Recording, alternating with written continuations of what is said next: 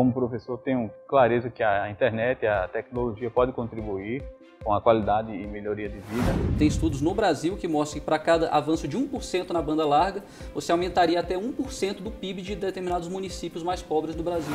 Eu tanto tenho a internet vizinho na minha casa, quanto tenho a internet comunitária.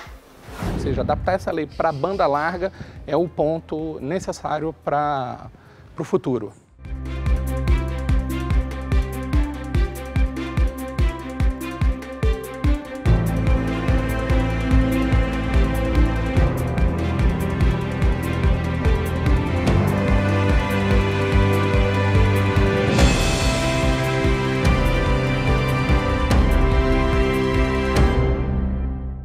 Com um simples toque, podemos acessar serviços públicos, solicitar documentos, conhecer novas culturas, estudar, conversar com amigos e familiares. Tudo pela telinha do computador ou smartphone. O acesso à internet é um direito de todos os brasileiros e é essencial ao exercício da cidadania. Mas será mesmo que esse direito está sendo respeitado? Será que todas as regiões do país têm acesso à rede mundial de computadores? É o que vamos descobrir nessa edição do Eu Fiscalizo. A internet está presente hoje em 61% das residências no Brasil. São mais de 40 milhões de lares conectados. O serviço se tornou um dos principais meios de comunicação e de entretenimento do país. Com o crescimento da internet e a penetração cada vez maior nas diferentes camadas da população e por diferentes meios, tem ampliado muito a sua utilização e, com isso, também os serviços que são oferecidos pela internet. Mas essa não é a realidade de todos. O estudo mostra que as desigualdades por classe socioeconômica e por áreas urbanas e rurais ainda é muito grande. Apenas 30% da população de classe D e E e 34% das residências da área rural têm acesso à internet. A pesquisa também aponta que metade da população conectada acessa a internet exclusivamente pelo telefone celular, principalmente os usuários de classe D e de áreas rurais, o que mostra que nem todos possuem múltiplos dispositivos de acesso à internet. As regiões do Nordeste e Norte do país são as que mais sofrem com a falta de acesso e qualidade ruim da internet. A Anatel disponibiliza à população um aplicativo online gratuito de monitoramento dos serviços oferecidos pelas operadoras de internet banda larga móvel. O aplicativo mostra o ranking das operadoras que possuem os melhores serviços de voz e dados em várias regiões do Brasil. Aqui, por exemplo, a gente consegue verificar a qualidade do serviço no município de Rio Largo, em Alagoas, cidade da Dona Maria de Fátima, com quem a gente conversa agora via chamada de vídeo. Qual é a dificuldade que a senhora tem aí para acessar a internet? Olha, nós temos várias dificuldades, né? Primeiro, a rede que não temos não é boa. A gente está falando com alguém, de repente cai, é um absurdo. O acesso à internet para a Dona Maria demorou a chegar. Como presidente da Associação dos Moradores do condomínio onde mora, ela teve que usar a criatividade para conseguir trabalhar. Eu ia na casa de alguém, hoje tem reunião na associação. Um ficava passando para o outro. Já aconteceu, a gente botar carro de som para chamar, convocar os moradores para uma reunião. E hoje a gente não faz mais isso. O valor pago pelo acesso à internet é considerado alto para 59% da população. Um estudo feito pela Aliança para uma Internet Acessível, iniciativa da Web Foundation, mostra que menos de 40% dos brasileiros têm acesso à rede a um preço acessível, principalmente nas periferias. Quem conversa com a gente agora pelo Skype, direto dos Estados Unidos, é a diretora executiva da Aliança, Sônia Jorge.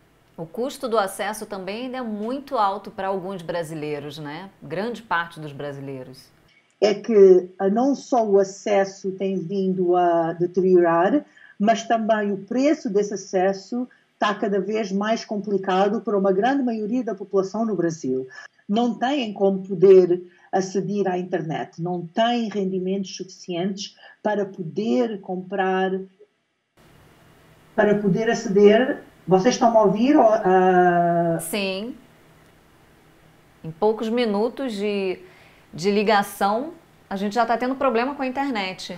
Portanto, quando a população de qualquer região do país, do Brasil ou qualquer outra região do mundo, não tem acesso à internet, todos esses serviços públicos que são básicos para a vida dos cidadãos, estarem nas plataformas digitais, mas as pessoas ao mesmo tempo não têm acesso, à partida criam logo um fosso muito grande em acesso aos serviços. E estamos a falar de serviços desde saúde, registros de nascimentos, educação, informação sobre os direitos das pessoas, sobre a participação democrática. A internet, que foi desenvolvida inicialmente para fins exclusivamente acadêmicos, tem deixado a desejar em algumas escolas, principalmente as de comunidades mais carentes ou mais distantes. Há alguns meses, os alunos do município de Rio Largo, em Alagoas, tinham dificuldade para estudar e fazer pesquisas online. Antigamente era no meio convencional, com cabo de rede, e caía frequentemente, muito lenta. Como professor, tenho clareza que a internet e a tecnologia podem contribuir com a qualidade e melhoria de vida. Eles fazem parte de um curso técnico de informática, só que na maioria das aulas eram aulas teóricas. Então, através da tecnologia, através de provedores, puderam colocar em prática o que eles viam na sala de aula. Apesar do acesso à internet hoje estar melhor do que há alguns anos, o Brasil vem perdendo posição no ranking de 61 países de renda média ou baixa.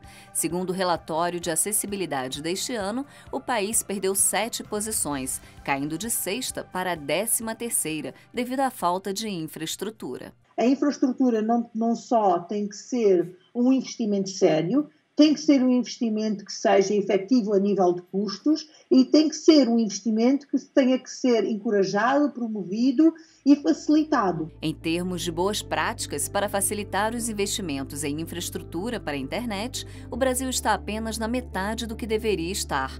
A infraestrutura não é só limitada, mas quando existe, não é de boa qualidade, de forma que mesmo os que podem pagar por melhor acesso são discriminados pela qualidade do serviço. O investimento em infraestrutura, qualquer infraestrutura, sempre tem que ter um retorno. Mas a motivação mais direta para qualquer empresa que vai fazer um investimento é o retorno econômico. Por isso que a presença do Estado é fundamental para regular que o interesse público seja atendido.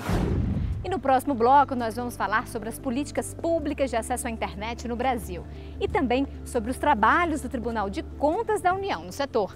É daqui a pouco.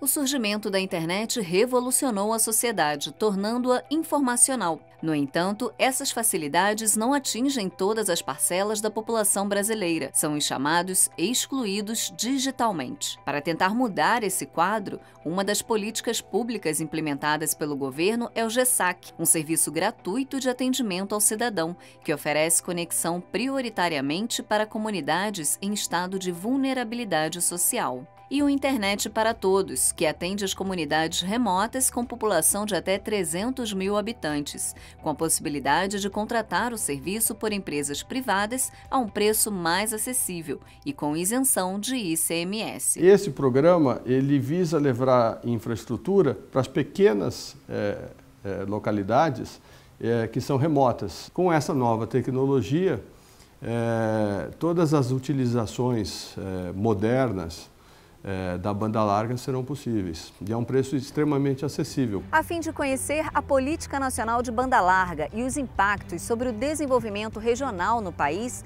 o Tribunal de Contas da União verificou que regiões sem infraestrutura adequada para acessar o serviço de internet com qualidade podem permanecer desatendidas, por não haver critérios que considerem a redução da desigualdade regional e social. A falta de planejamento é uma questão que impacta todos os riscos identificados no trabalho. O risco de não redução das desigualdades regionais e sociais, o risco de ineficiência dos investimentos em banda larga, a insuficiência de recursos públicos para viabilizar a política pública de banda larga e a falta de governança na política pública. O TCU recomendou ao Ministério da Ciência, Tecnologia, Inovações e Comunicações que, na alocação de recursos da política pública de banda larga, utilize critérios que promovam a redução dessas desigualdades. Um planejamento adequado da política pública permite ao governo direcionar melhor os recursos públicos, buscando não só ampliar o acesso, como também reduzir as desigualdades de acesso no Brasil. De acordo com o MCTIC, é feito um mapeamento diário nas comunidades e usuários potenciais que podem ser beneficiados por programas de inclusão digital. São vários critérios. Nós temos um programa maior que está sendo definido com as políticas públicas de telecomunicações que estão sendo atualizadas agora e aprovadas, que mapeiam as prioridades e as necessidades de investimento. Então, assim, eu não vejo nenhuma chance de alguém ficar excluído nesse processo. Já na parte de concessão do serviço público, as grandes operadoras de telefonia e internet banda larga dominam o mercado e concentram milhares de reclamações nos órgãos de defesa do consumidor. A atual lei que regula o setor no país é a Lei Geral de Telecomunicações, criada em 1997.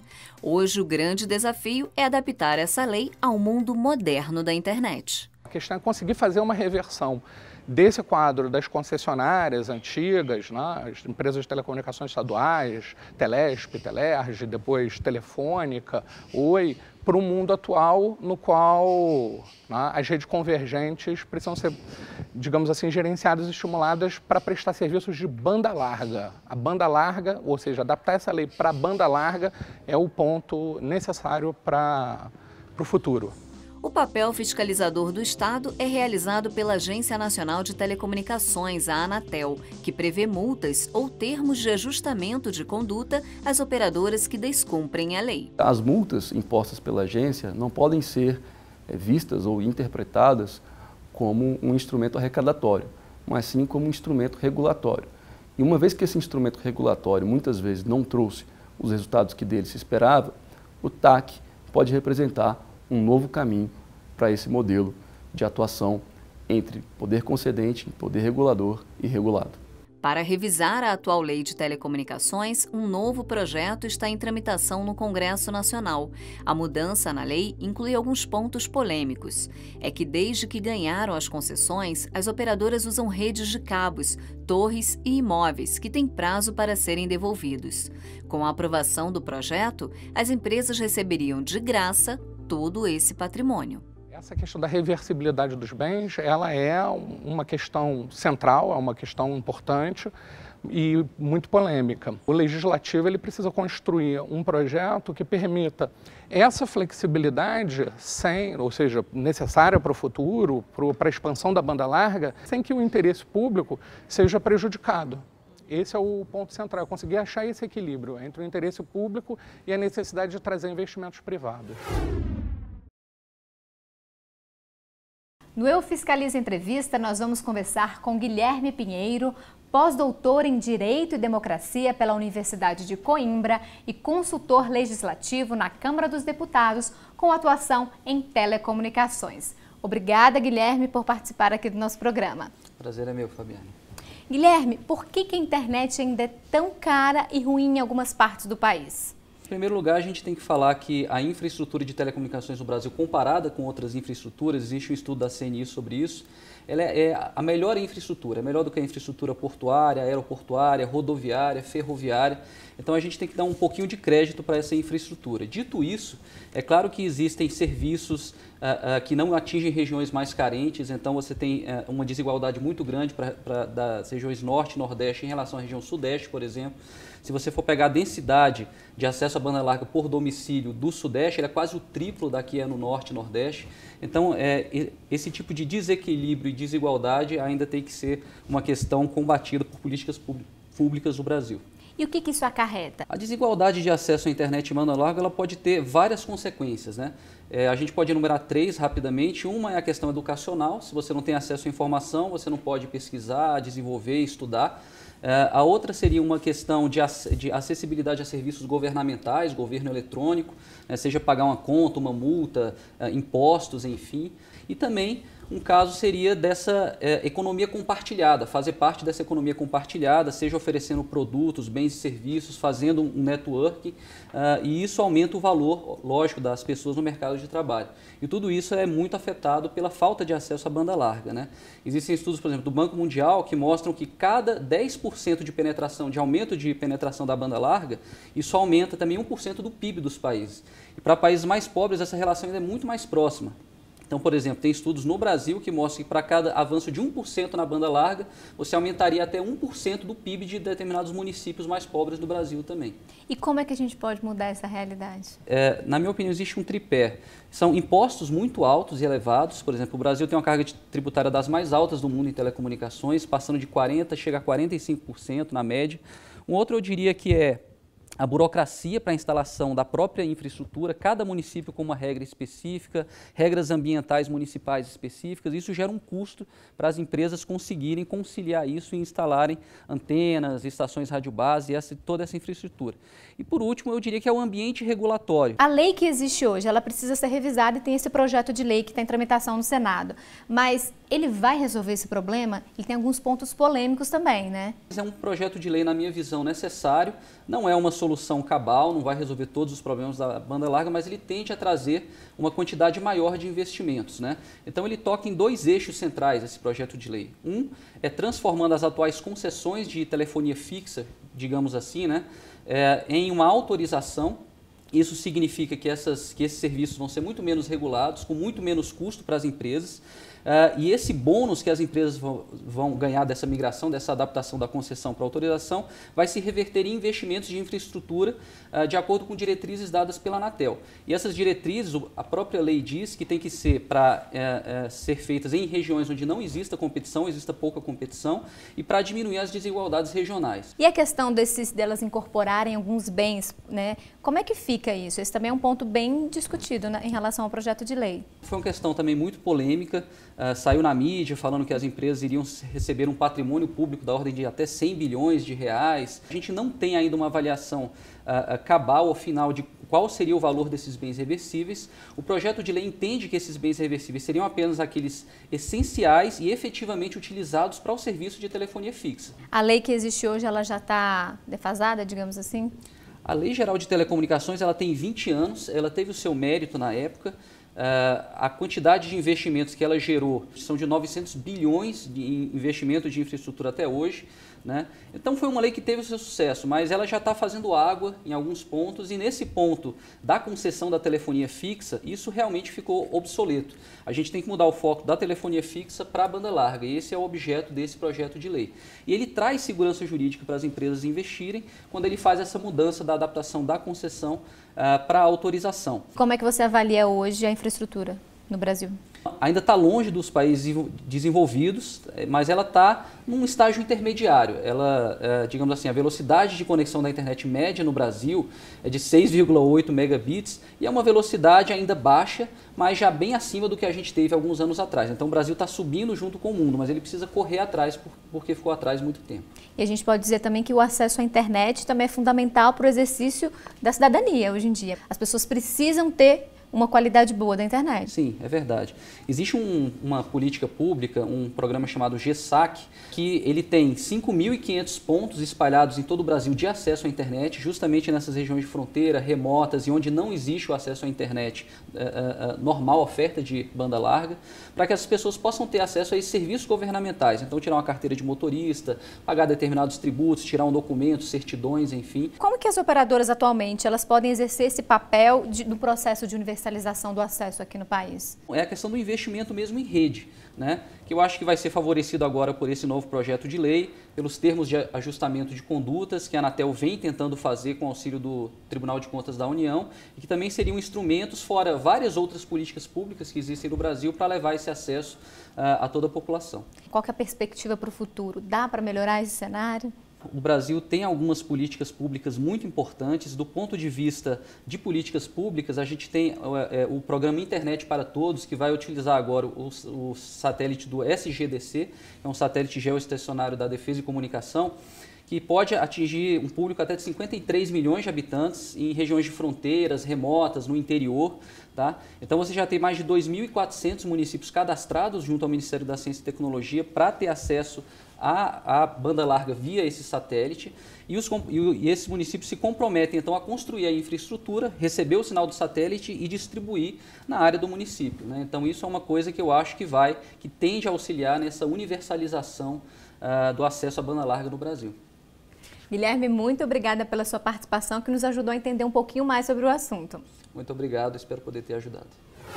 A gente vai para um rápido intervalo e no próximo bloco nós voltamos com uma reportagem que vai falar sobre o papel das pequenas e grandes operadoras no Brasil e os desafios para implementar uma infraestrutura adequada em todas as regiões. É daqui a pouco. Até já!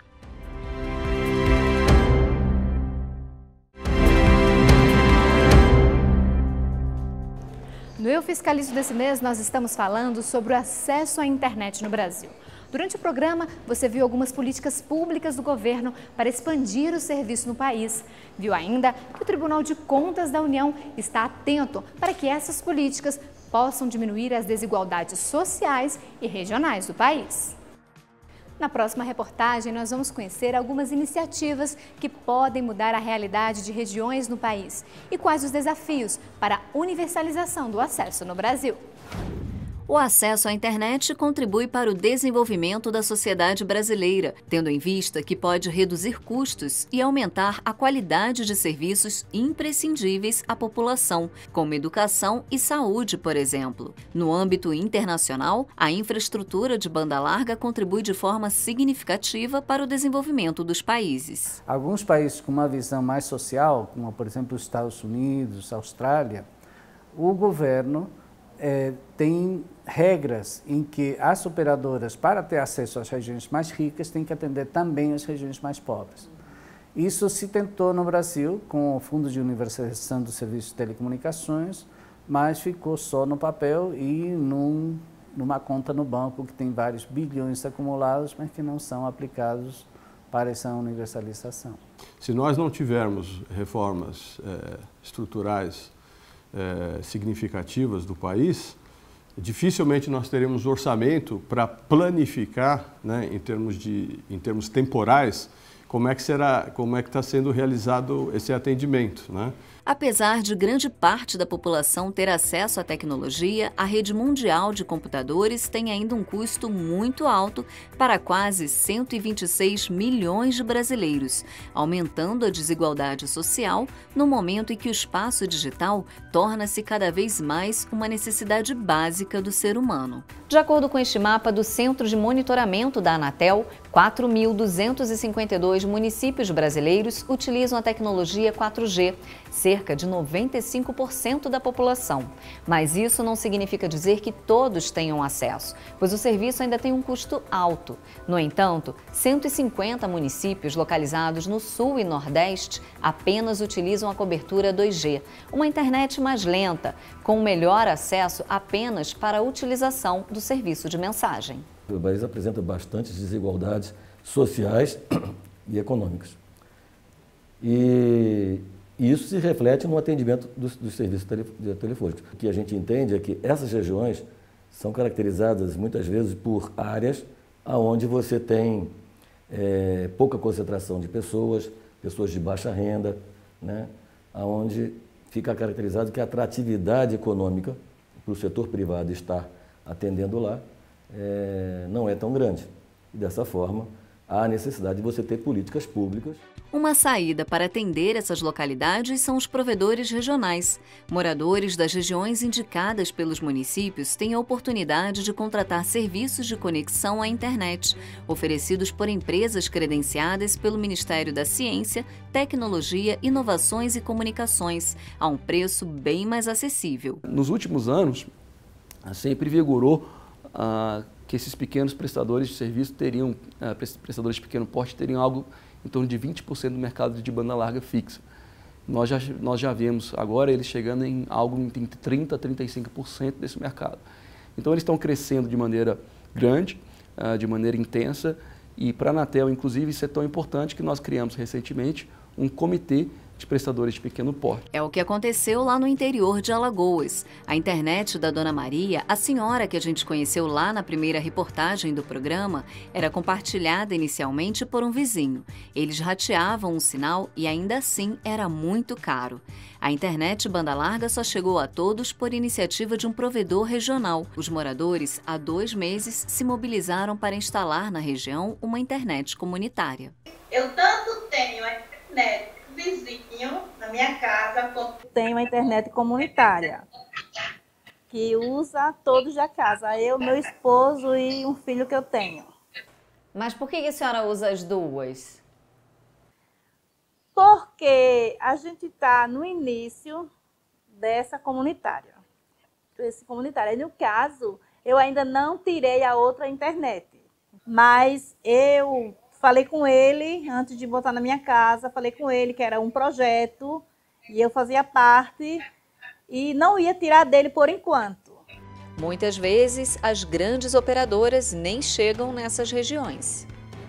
Aí entra, então, outros operadores, que são os pequenos provedores de serviços de acesso à internet, que no Brasil, até pelo modelo que foi feito, tem uma proliferação bastante grande. Se fala da ordem de 20 mil provedores de acesso, de pequenos provedores de acesso à internet. Então, eles complementam a infraestrutura das grandes operadoras. Então, você tem que fazer um balanço, uma coisa equilibrada entre levar a infraestrutura e fomentar a demanda para que a população possa efetivamente utilizar o serviço. Os moradores de Rio Largo, em Alagoas, participaram de um chamamento público e apresentaram a proposta de internet banda larga para o município, a partir de um provedor regional. Foi 1 ano pesquisando um local que tivesse viabilidade para receber a fibra ótica, a base da internet na região. A partir de muita negociação, a gente conseguiu um local para ser a sede desse provedor, mas o principal gargalo da implantação dele aqui em Rio Largo foi conseguir um fornecedor de internet que, ao mesmo tempo que tivesse um valor abaixo do praticado pelo mercado, ele oferecesse qualidade. Esse foi o grande ponto que esticou, digamos assim, o prazo de implantação.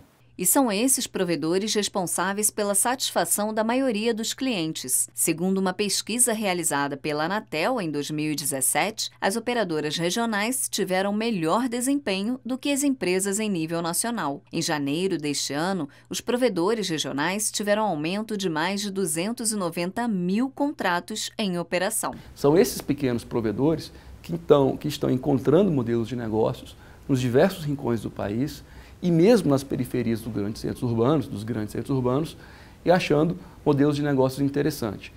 O Eu Fiscalizo fica por aqui e no primeiro programa do ano que vem nós vamos falar sobre patrimônios culturais da humanidade.